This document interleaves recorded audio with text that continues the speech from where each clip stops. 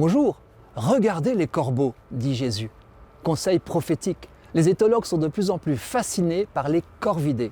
Chez nous, grand corbeau et corbeau-freux, corneille, chouca des tours, mais aussi chocard à bec jaune, pie bavarde et jet des chênes. En Palestine, corneille mantelé notamment. Toute une famille de surdoués.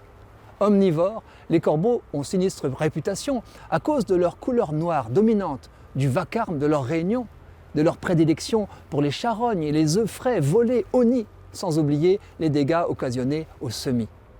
Depuis longtemps, ces grands passereaux, bien que méfiants, ont compris l'intérêt de la proximité des hommes. Leur débrouillardise légendaire trouve une illustration dans la Bible.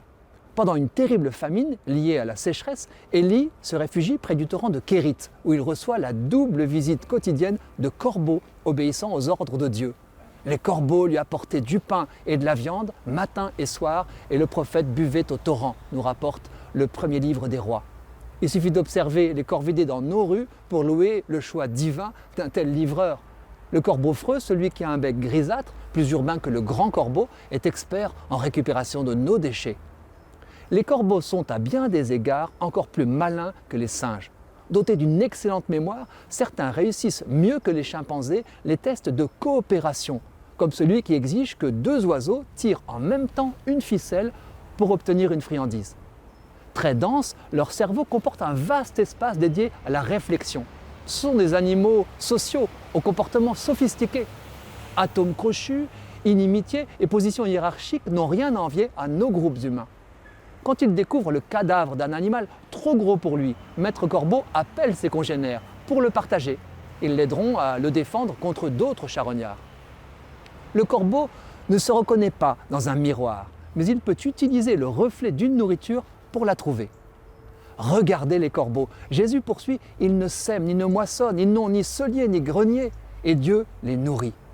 Combien valez-vous plus que les oiseaux ? Il évoquera ailleurs les petits moineaux qu'on vend 2 sous les 5 au marché. Or, poursuit-il, pas un ne tombe sans que Dieu y consente. Pourtant, combien valez-vous plus que tous les moineaux du monde ? Tous vos cheveux sont comptés.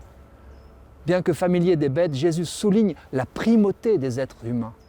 J'ai découvert qu'un manuel animaliste titré « Introduction aux études animales » dénonçait l'antispécisme de Jésus. Choqué par la noyade de milliers de porcs sacrifiés pour libérer un seul possédé, son auteur prétend qu'on trouve d'ailleurs très peu de références aux animaux dans le Nouveau Testament. C'est archi faux.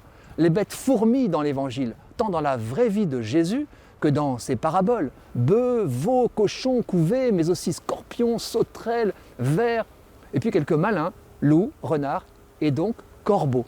40 espèces en tout. Quand il s'émerveille de la vie animale, le Seigneur sait de quoi il parle, mais c'est pour mieux montrer aux hommes combien le Père du ciel les aime, de façon unique et privilégiée.